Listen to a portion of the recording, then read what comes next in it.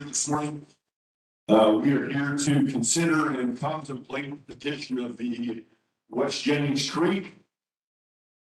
As you know, this is a joint board because the watershed of the West Jennings Creek encompasses three counties. The vast majority is in Van Wert County, but also there are portions in Putnam and Allen. And so I would introduce the Van Wert County Commissioners that are here with me, Mr. Stanham, Mr. Todd Wolfen. Boys, throw your hands up. Also, our clerk is here, Ryan Wallbacher. She is our organization and keeps us on the straight and narrow. For Putnam County, we have Vincent Schrader, Michael Lammers, and John Schlombone. Two of those three commissioners will be joining us electronically. For Allen County, we have Corey Newman, Beth Seibert, and Brian Weingartner. None of that contingent will be here because of the passing of Beth Seibert's father. Also, it's at the very epicenter of the process, Mr. Kyle Wendell, our engineer, right here. His assistant Corey Thatcher, and our ditch technician, Mike Latina. Thank you both for being here. And so basically we're going to get a little bit of information, but also to garner any input that you folks that are landowners and have area large that want to share with us. So with that, Kyle, I'll turn it over to you. We got him on board. Here's right. John Here. Hey, good to see you. Mike there with you. John will be here in about half an hour.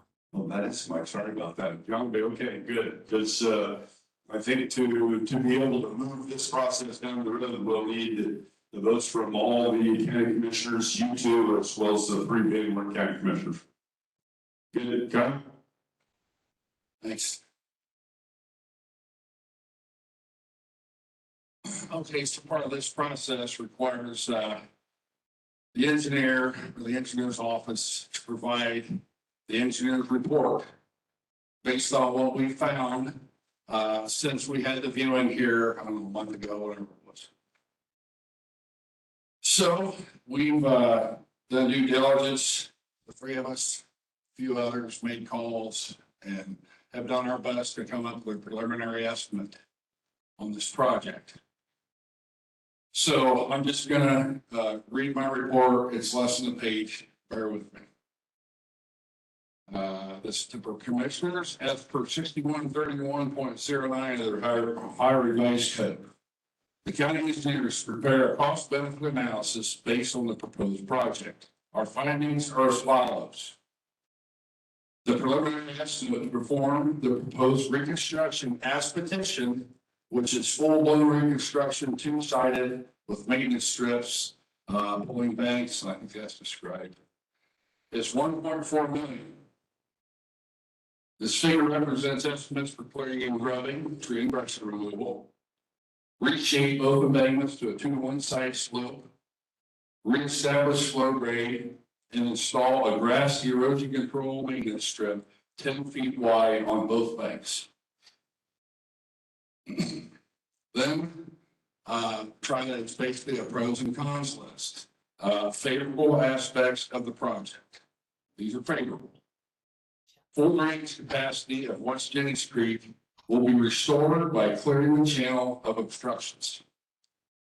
Agricultural field tile will be returned to operating condition by reestablishing proper grading of the channel, thereby providing clearance below tile ends for proper discharge.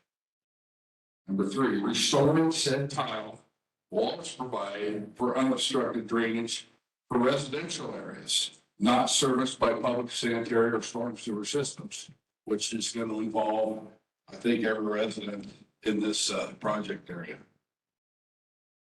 Provide clear and open access to the stream for future maintenance and elimination of trees and brush to curb future log jams and other obstructions.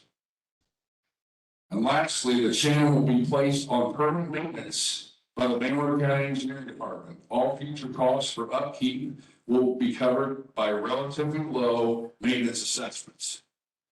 So once the project construction, if this goes through, is completed, then it'll be on permanent maintenance performed by our department. So that'll eliminate the need for anybody to have to try to clean things up themselves. Unfavorable aspects. Number one is the cost, $1.4 million. We knew this wasn't a cheap job. You guys are in the area. Some areas are heavily wooded. A lot of log jams we saw on the aerial video. So yeah. The trees and foliage will need to be removed, eliminating land loss and aesthetics. And then disruption with traffic, agricultural operations during construction. So it doesn't really give you a guideline for me to determine the cost versus benefit. But in my opinion, the project benefit outweighs the cost. And again, we're in rough numbers right now, and I'm not going to steal Corey's thunder. He's going to talk about the assessment. But to the best of our knowledge at this point, I think we're roughly $330 per acre for the hardest hit in the project area, paying a full-blown 100%, and he'll get into this before everybody gets set. So I'm just going to go through the procedure here briefly. I'm going to turn it over to Corey and Mike to talk about the actual assessment. We're in the first hearing. If this hearing passes, the survey and engineering of the project begins. Everything we've done now is preliminary. It's been off aerial photos and aerial footage. If this hearing passes, we've got the right to enter the adjoining properties to perform this survey. Just so people are aware, if you start seeing us out there picking up trucks and survey equipment, this establishes our right to be out there to get the work done. The time frame, that's a good question. Right now, we're going to say, at first I mentioned 90 days, but that will more than likely be extended. There's so many things to consider, and just to get the survey done, and then the design, and then the estimate, it's just going to take time. So I think we'll start with 90 days, and that could be extended by the joint board. The notice of the second hearing, when all this other work is complete and submitted to the joint board, the notice of second hearing will be sent to property owners, including their estimated assessment figures for each individual parcel. Then we'll have a second hearing. We'll present final plans, estimates to public and the joint board. At that point, we'll receive comment, and then the vote will be by the joint board whether to proceed with construction. And then once the construction takes place, the bids, the award, the actual work, at that point, final bills will be sent out to the landowners.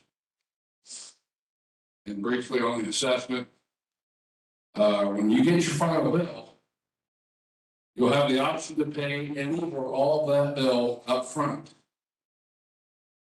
And then the balance of what's unpaid will be applied to your taxes for 20 years.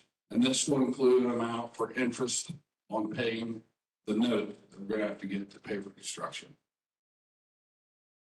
Then that's the construction assessment, which is the big one. Then there's a maintenance assessment applied that's going to be ongoing to pay for all maintenance costs on this ditch for here to the end of time. That assessment can be no more than 20% of the construction cost. The maintenance assessment will be on your taxes. And it's been our finding that we really shouldn't require a lot of maintenance after construction's done. We are going to have to come in, more likely apply some rock, things like that. But a lot of these ditches, we get them to a point where the fund builds up enough, we can just either stop the collection for a period of time or reduce it down to 5%. So that's more than likely what will happen if this all goes through. Yeah, I just covered that. Can be increased up to 20%, but can't get any higher than that, and more likely will be reduced over time. So with that, and I'm also going to ask that we, just if you could hold all questions till the end, Corey's gonna go through his thing, and then I think we'll open it up for question and comment. So, Corey, if you're ready to go. Point, Mike.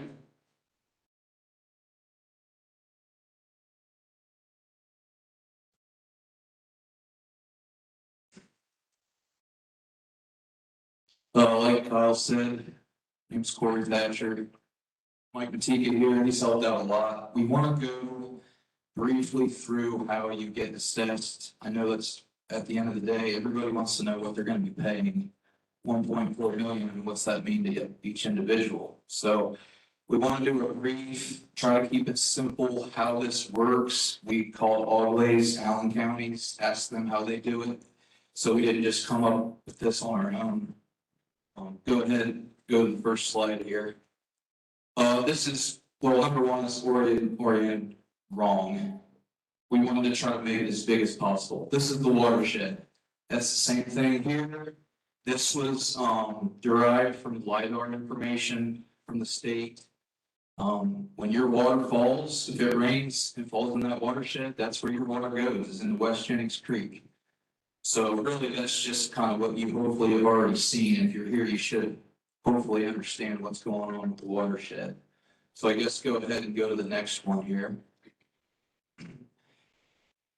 Before we get into the full assessment here, it was brought to our attention that there was some individuals that wanted an amendment to this petition, the original petition. If you can see here where this red dot is, this is where the petition that came in from the petitioners, they want to start it. It's about 2,200 feet east of that fork. That fork is what we call Kimmon Ditch and Mueller Joint Ditch. Well, it turns out that Mueller Joint Ditch was petitioned in 1978, was constructed, it went through this whole process. And maybe some of you were around for that, I don't know, but it went through and it was put on 0% maintenance. There is a process in the Ohio Revised Code that allows us to essentially take that original petition and just turn the maintenance on and set it to whatever percentage of the construction cost. It's a separate hearing, it's everything separate. That will not be done today or this petition, but we can visit that after, if this goes through, to help keep this one a little more simple. So what I've got labeled here, what we realized was that old petition goes right to the fork, and the new petition starts right at that red dot. We feel that it's a disservice to everybody to leave a 2,200 foot gap between two maintenance ditches. So we're proposing, this has to be voted on by the joint board, to add that, looks like light blue color. It's about 2,200 feet of ditch. To this petition, it would be, I guess, kind of an amendment. And then the two petitions would butt up against each other and they would all be on maintenance. Now, this is assuming everything passes. So nothing's set in stone, but as we looked into this, we thought, why not butt them up against each other? So that's what this slide is explaining. And for now, we'll just move on from that and we'll revisit that later. Go ahead and go to the next slide. Okay, brief description of how this works. We pull the watershed is as it is. We pull from the auditor's data, everyone's parcel. We pull your parcel number. That gives us the owner name. It gives us your total acres that you own. And then we can lay that watershed over top of the parcel, and it shows how much of your parcel is in the watershed. So technically you might own a 40-acre farm, but only 20 acres of it is in the watershed. You're not going to get assessed for 40 acres. You're going to get assessed for 20 acres. So this is just kind of the first thing. Pull the landowners. That's how you got your mailings. We pulled it from the auditor's site. These people are in the watershed. Here you go. You're involved. So go ahead and you can go to the next slide now. We're going to try to keep this simple. This is how we determine how you're assessed. First, obviously, it's the number of acres you have. If you have 1 acre in the watershed, you shouldn't be paying as much as somebody that has 150. It doesn't make sense. So the way that we have a couple factors. We call this remoteness index for all, I mean, you can call it whatever you want, that we've created, it's a bullseye effect for factor one. That yellow shaded area is right at the head of this ditch. You are benefiting more than most in this factor. Your water is getting right in, you're using the whole ditch, you're along, you're close to it. And as you start to branch out, you can see this pink color, this purple, and then the blue.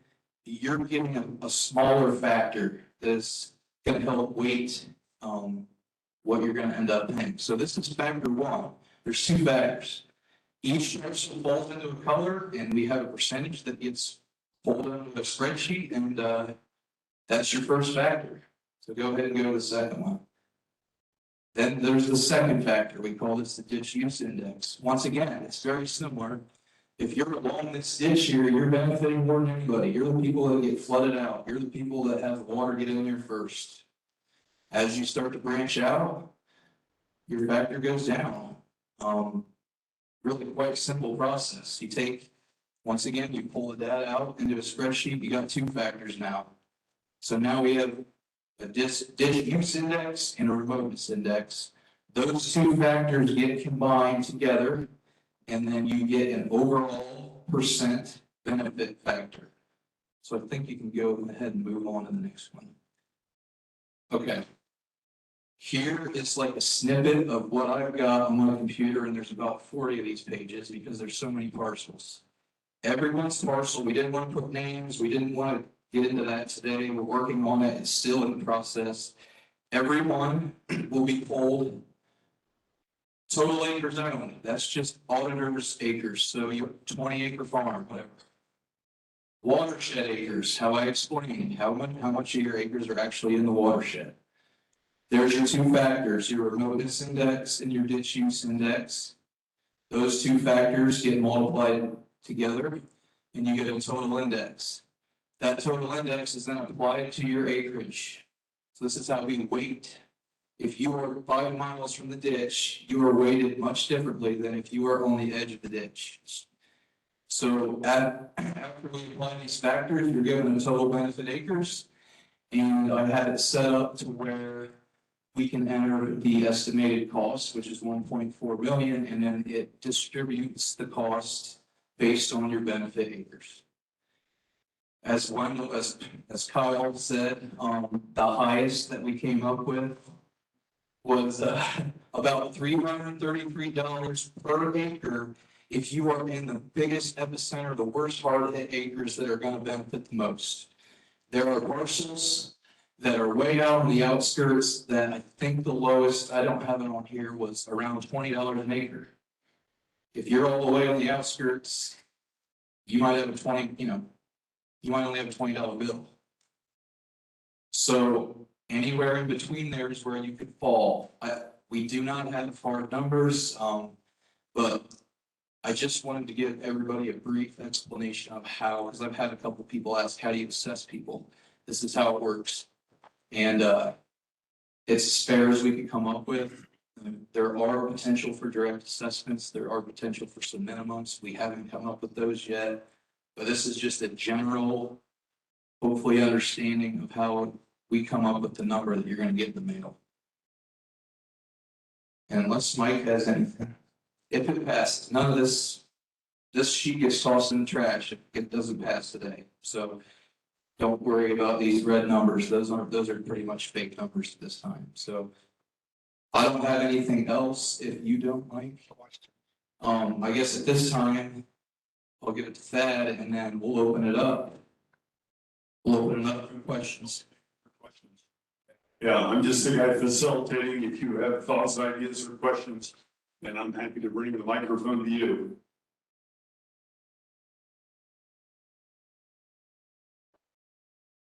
How about all the brush? Great question. And we knew that was coming. We didn't know that was coming. We just didn't know who was going to ask it. Now we know. The brush is a total animal. There's a lot of brush out there, if you all know it. And there's some areas that there's no brush. And we do realize that.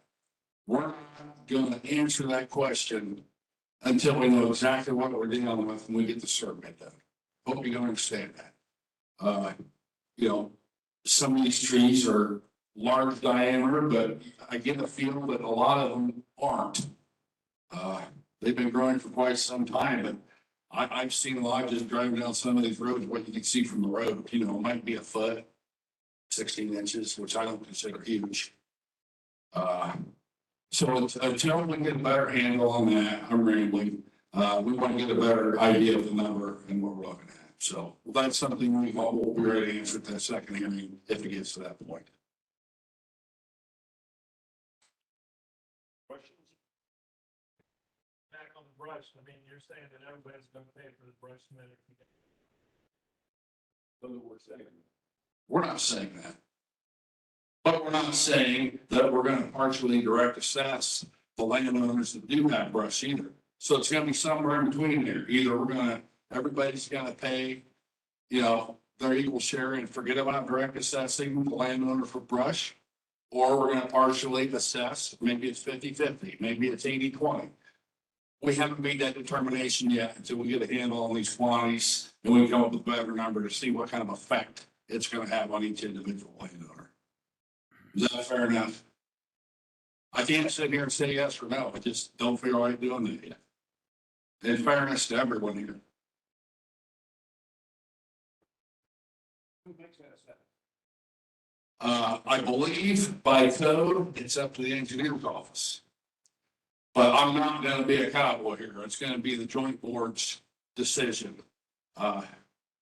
You know, there's numerous ways to come up with this assessment. I want to do it the way that seems the most fair to everybody involved and get as many opinions as I can.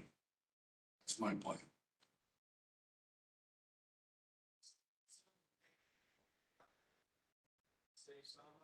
This channel, and believe me, I'm sensitive to this. I don't like killing trees any more than anybody else does.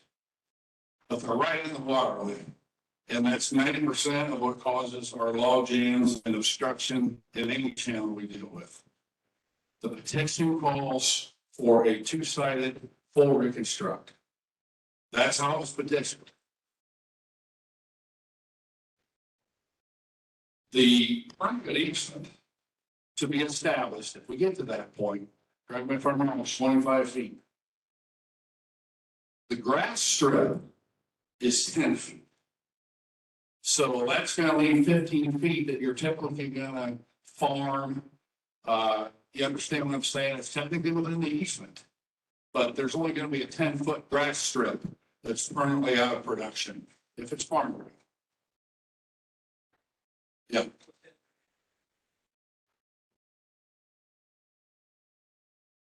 I know. At this point, as this petition, I'm just gonna say, yeah, it'll probably come out.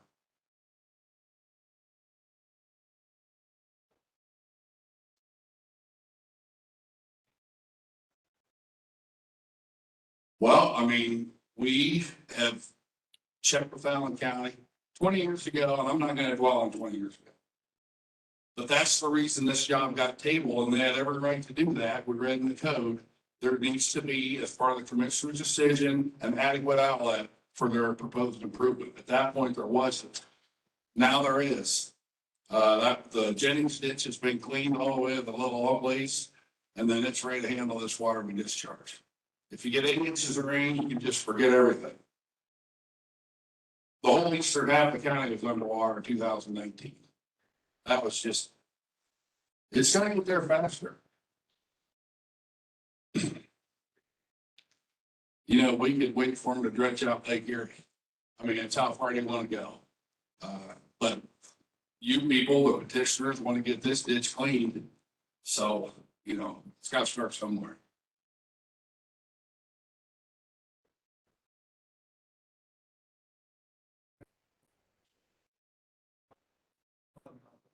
Yeah.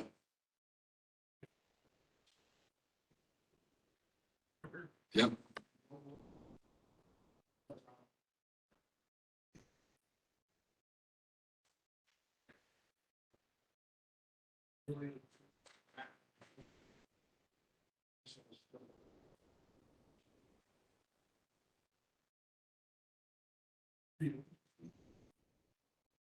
You'll definitely have more capacity if this goes through in the ditch itself. Yeah.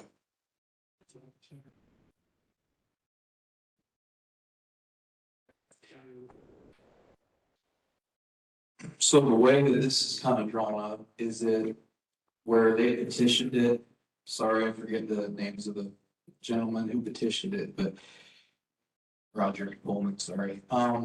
Right where the beginning of this petition starts is those are the people that benefit the most. Their water has to wait for everyone's water that's up there to get out. Those people I'm sure get flooded. I know I've seen some bad, flooding in some of these areas, so they are benefiting the most. If you're in that yellow circle, and then if you go to the next map, and you're in that purple area, your factor is 100% benefit. And as you go down the purple, you change colors on the other map. You may be 75, 50, 25. So yellow and purple, I know that doesn't mean much on those two maps. You're 100% benefit. And that's how we factor that in. Questions, comments, thoughts? I had Mike Ortega stop out this summer, because of all the rocks that were thrown out. And they dipped our human ditch out, was trying to do this. And he pointed out at that time, that what happened to clean the ditch, they threw out a lot of shoreline protection. Now, my point, or my question is, Mike pointed out that when they did the 2-1 layback on the, Kimmett ditch, we get so much algae and grass growing, heavy stuff in the bottom.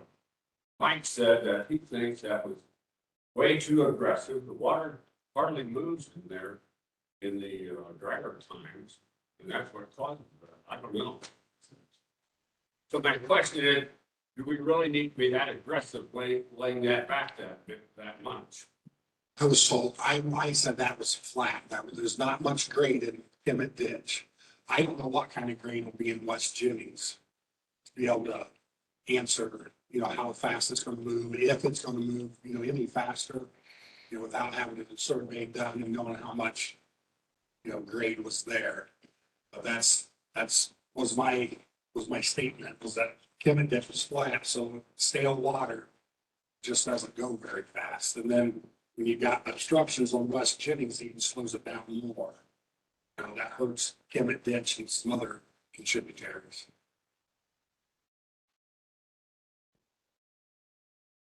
Answer your question. Okay, other? Yes, sir. How's the brush and trees that are taken out going to be disposed of? You guys are just, it's like we made a list and you're coming up with every question we put on our list that could happen. This, in past projects, we haven't done a petition in quite some time. But in past projects of large size, the contractor will remove the trees and the brush and pile them on the adjoining ground next to the ditch.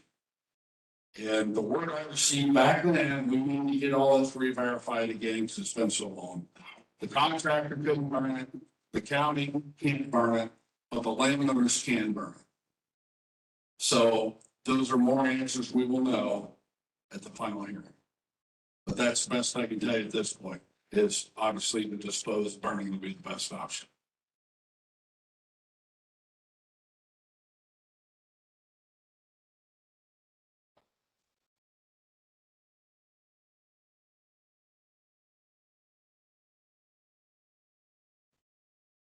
Yeah, I think it's in everybody's best interest. We won't want to have it planned to be hauled away. Yeah, pretty tremendous cost. Yes, sir. Who determines the width, the depth, the pitch? My thought on that is that's going to be based on our design and what we find when we get out there. And we do know there's some areas that it's kind of created its own little mini oxbows to get around jams, stuff like that. And it's widened itself. So once we get that on paper, We definitely don't want to open the channel up any more than it already is. And in most cases, we're thinking we can just get the banks cleared and grubbed and then reshape what's there to 2-to-1, wherever that falls. But some of these wider areas, we're gonna have to consider possibly, packing in to get it back in line. But again, that's something else we don't know, we can survey that.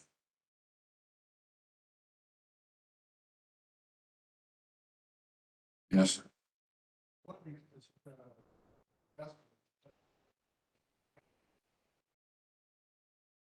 That's another good point that I meant to address here. If we have anything to say about it, your estimates are gonna be inflated. And I know when you open that letter in a minute, you're gonna be like, oh my gosh. But we want it to be inflated. And then you can come to the final hearing with an opinion. And then we're really hoping at the end of the day, it'll be significantly less than that.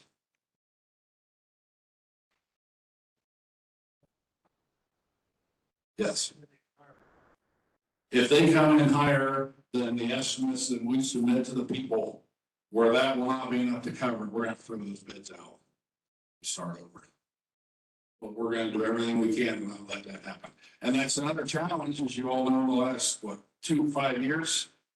Whatever we estimate now could be 70% higher in 6 or 8 months. So that's just another complication we're gonna have to deal with.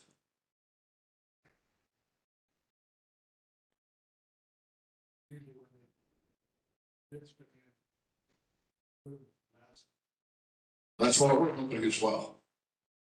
Yeah. That's your idea, to start a little high. We're trying to go on this $1.4 million number. We're hoping that's inflated.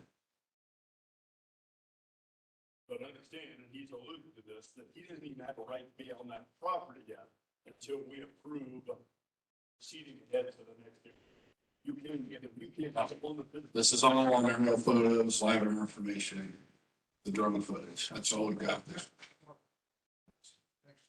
We should have a lot better handle on quantities for everything the next hearing, if this goes through.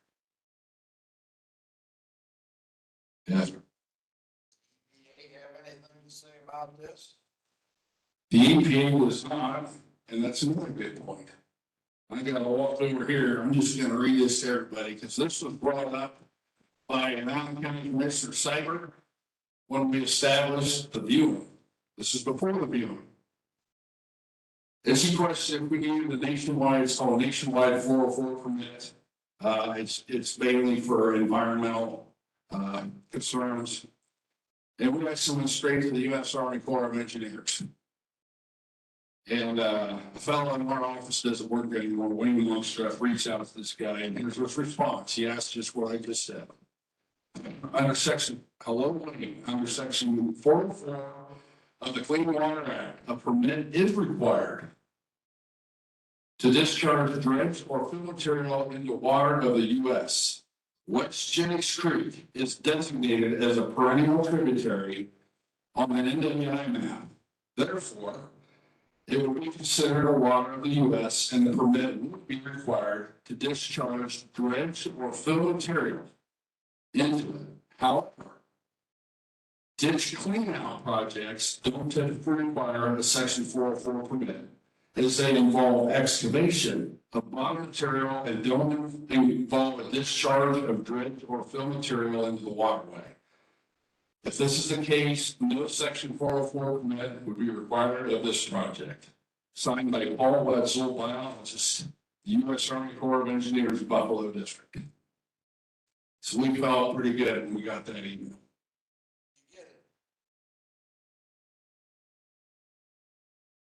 Yesterday, I heard that. No, we got this 9/28, September 28th. The last 2 months, didn't they change the rules? The Supreme Court threw something out and the waters, navigable waters or something of the U.S. Sounds like we're gonna have to talk to you afterwards. I don't know. This is as of late September here in the fall, so, at that point, we're up to date, we found this out to answer a question, but I'm not saying you're not correct. Went back the way it was in 2014 or.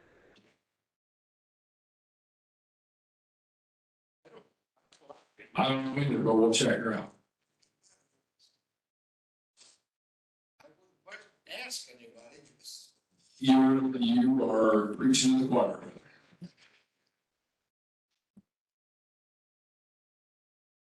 In the back?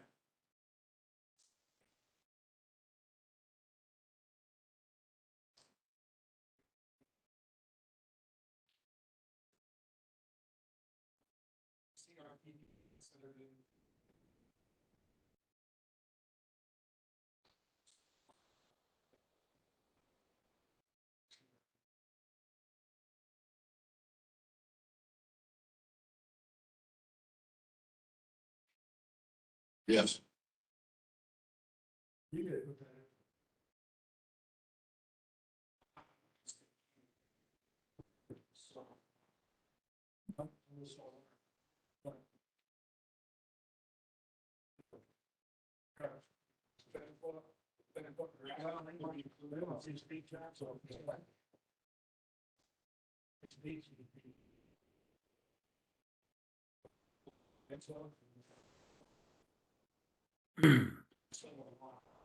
Thad, I can't hear that discussion whatsoever. He said he can't hear a discussion, right? Is that what he said? Say that again as far as filter shrimp and CRP. Question was, what happened to CRP? And my dealings with soil water, that the easement is not incorporated with the CRP. But we would have to check with the soil water to see if that's true or not true. Gentleman here was saying that you could include the 10-foot phony strip with the CRP ground, but to make it a total of 18. I did not know that.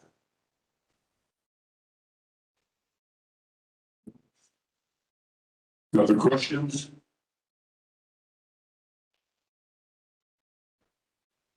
Yeah, shoot.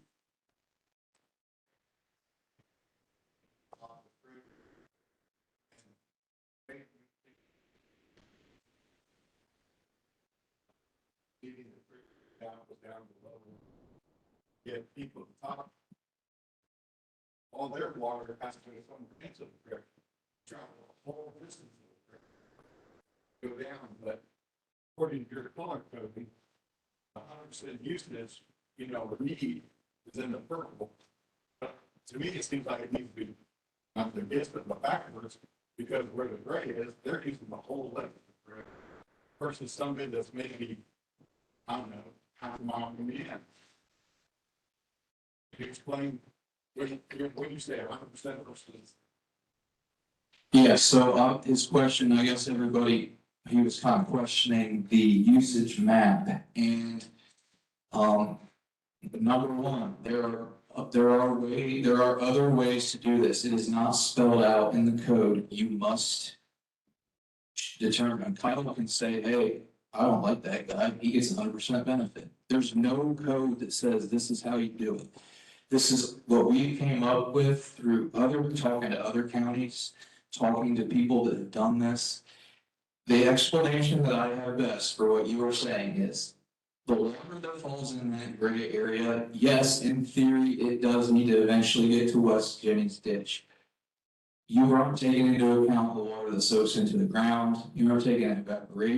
That water that goes in back there, in theory, if you dump a couple water in there, yes. But the way that we've understood it, most likely that couple water's not getting to West Jennings ditch. Now, in an 8-inch rain, I tend to agree with what you're saying, but there has to be, to me, if you are along the ditch, your water is benefiting more.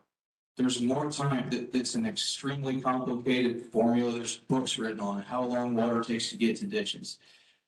This is the best that we could come up with. I'm not saying there is other ways, but We try to also counteract what you're saying by having two indexes. Some counties use one, some counties use this map right here. Whatever you fall in, that's it. I felt that was unfair to people that you were describing. So we took the other map and that brings their percentages way down. Way down. That one takes into account exactly what you're saying. I understand what you're saying, I do, but there has to be some way to quantify this. It's very difficult without doing a huge hydrological study. I mean, there's just no easy way. And this is the best that we could come up with. That's kind of the answer I got for you. Hopefully that. Doesn't mean you have to agree with it. And I'm being serious when I said, I told the people at the viewing, there's gonna be some upset people here no matter what happens. There's proponents of this, there's opponents of this, some people are assessments too far out of whack, at least you feel like. That's why I'm glad I'm not part of this joint board. Because they have to make the decision based on your comment and opinions, but it's up to them. It's up to the board, yeah. $1.4 million. Say if you can set, they continue to $280,000. Right, per year, right? Split over 9,200 acres. You can only. 20%. So, eight o'clock, a little more to a drop. So we keep felt like $280,000 every year, next 20 years. And we talked to a few, said, you know, we only do so much more than.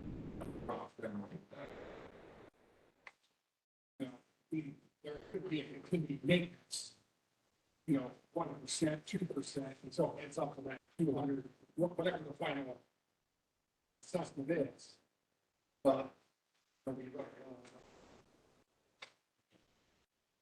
at there will be 1 year of maintenance included on the home, should hit it by hit it was through.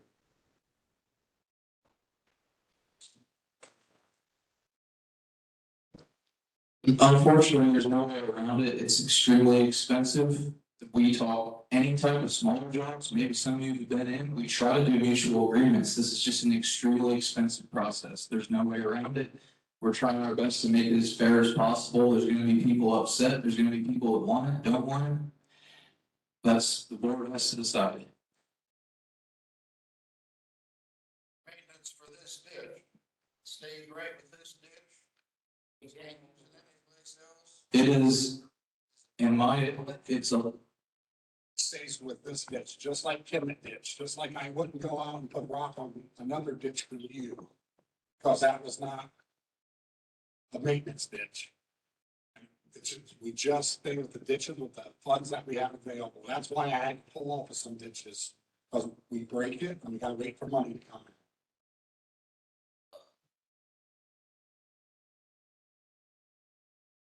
Is this public knowledge? I mean, can I go in and look someplace and see how much maintenance money there is in a ditch? I believe so. I do not know that. I believe so. For that, don't we, Ryan?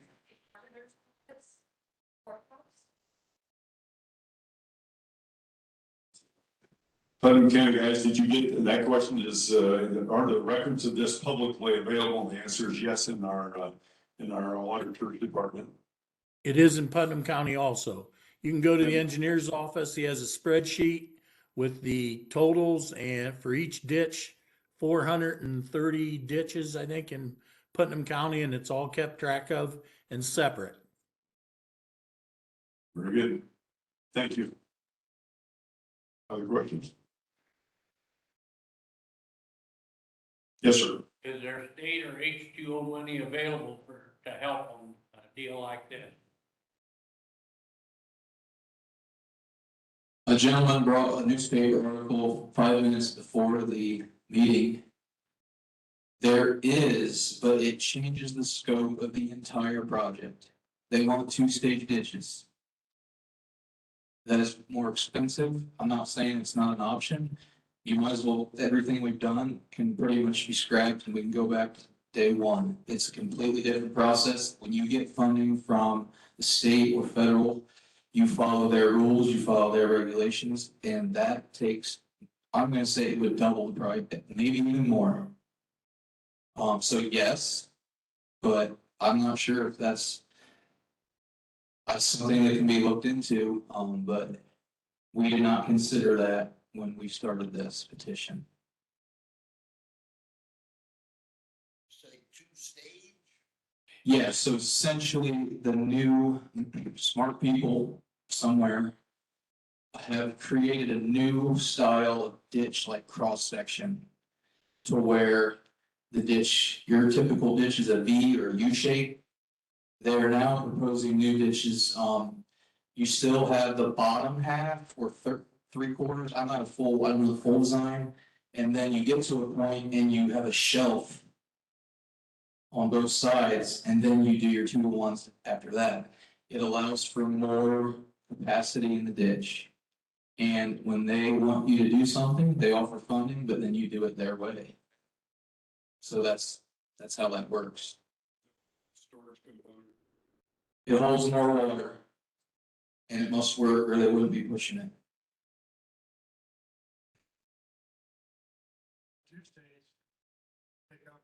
Wait. Correct. So think about it. You're gonna lose double the ground. You're gonna give up way more ground. Plus 10, triple the ground, plus 10-foot strips. So your 25-foot easement turns into 75 feet or whatever.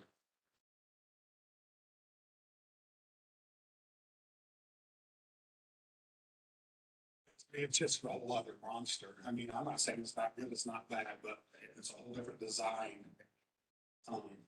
They say it holds a lot more water.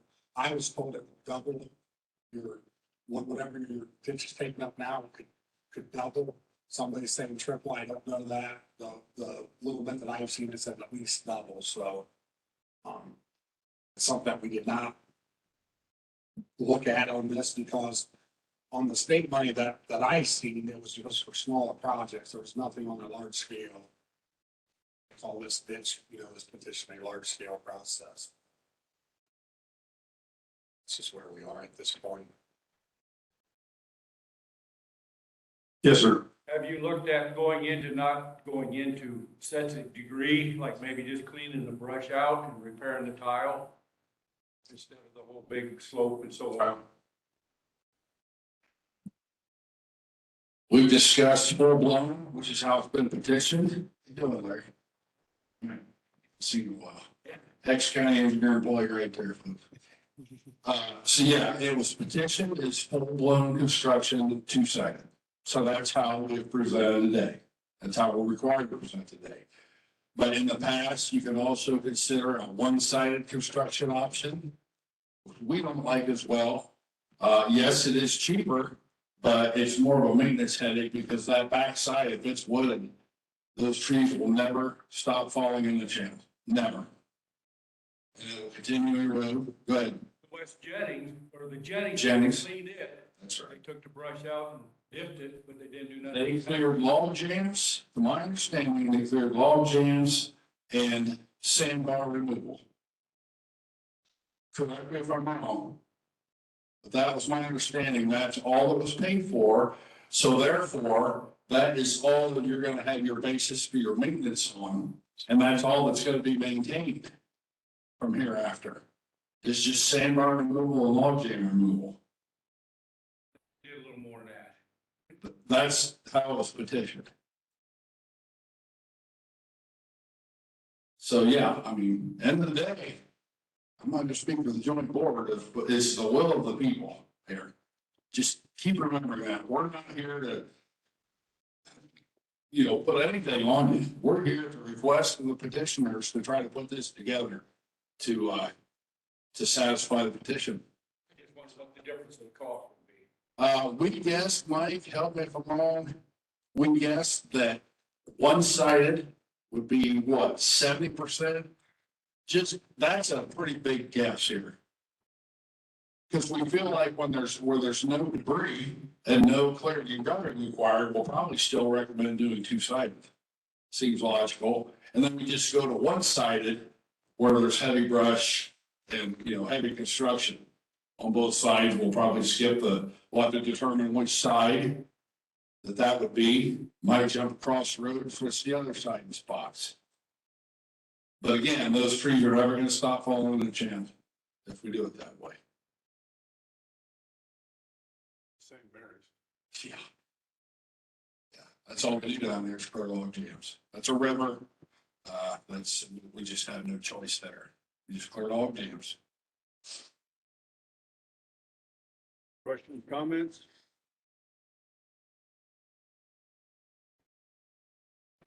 People's house here. We are going to proceed at this point as petitioned, which is a 25-foot easement off the top of each bank on both sides. And in that 25 feet, that will still be, in this case, your yard, except for 10 feet, which will still be yard because it'll be grass. 10-foot grass strip. But if it's wooded along there for an opening of correct me if I'm wrong, 25 feet, if there's brush, that'll come out.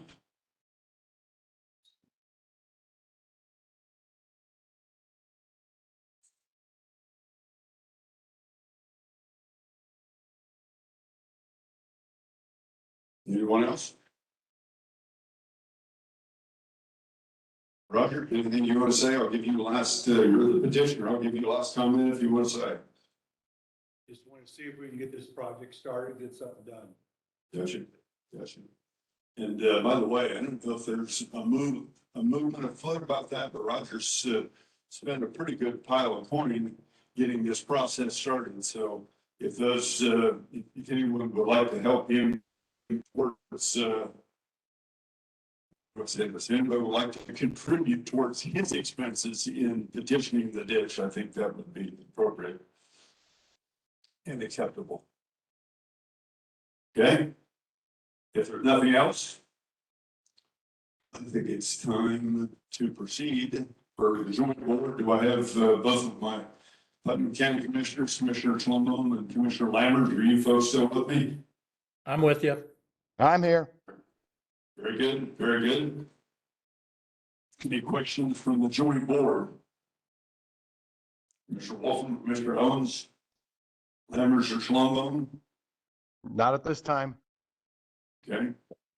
And from the engineer, you're recommending that the benefit outweighs the cost in the West Jennings Creek project? Yes.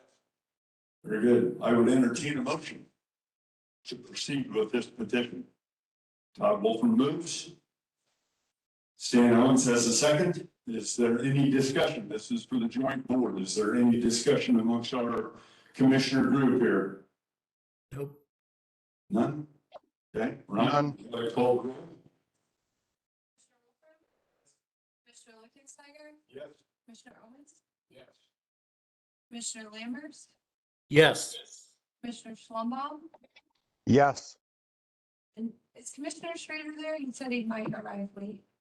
Nope. Nope, okay, so absent, and then the Allen County Commissioner is absent as well, so. Okay. So that constitutes a majority vote. And so the process will move along to a second and final hearing. Kyle, that gives you a rate of egress, a rate of egress. And so now we also talk about dates and times. Let's have a little more discussion on where do you want to go there. Now you've got to be out and do some examination in earnest. You're gonna, anybody that's a joiner to the channel out there, you're gonna be seeing some activity hopefully fairly soon. Because it's detrimental to try to survey when there's leaves on the trees. So we're gonna try to get that done ahead of time. This is prime time for that. Preferably the ground would be frozen, not a swamp out there. But one way or another, we're gonna try to get this done soon. So, yeah, when you see trucks on the side of the road, maybe some ATVs, whatever, going through the fields there, we're not gonna move meander out across the middle of your field. We're gonna try to stay near the ditch, but we should be visible. So, and timeframe, that's really hard to say. This thing's 5 miles long. Of course, soon as we say we're gonna get rolling, it's gonna rain every 3 days. But we hope not. But to try to put a number, a guess on this thing, I'm really hoping we could have it surveyed in a month. Say something. And I use the term "we" pretty loosely. Brian, what does statute require for us to inform the members of the watershed on the next hearing date?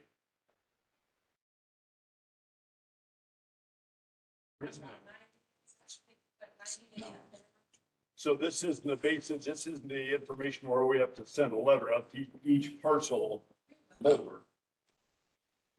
Right now, it's my understanding, all you have to do, number one, vote to proceed, which you did. Number two, you're gonna establish a date for us to submit our survey and our engineering and our design and our reports. Which, that's a total guess, let's just go with 90 days, and it's more than likely gonna get extended. Just tell you right now.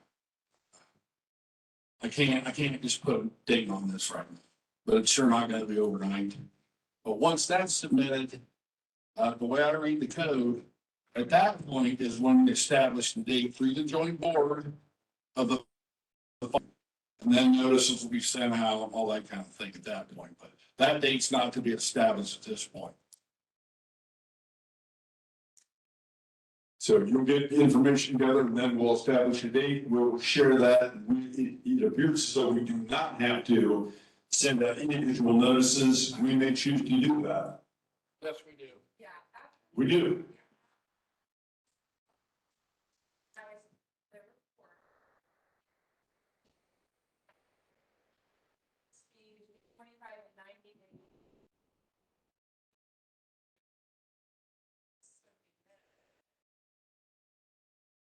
Months. Month. So the final hearing, send a letter. We get you. So this will be months minimum.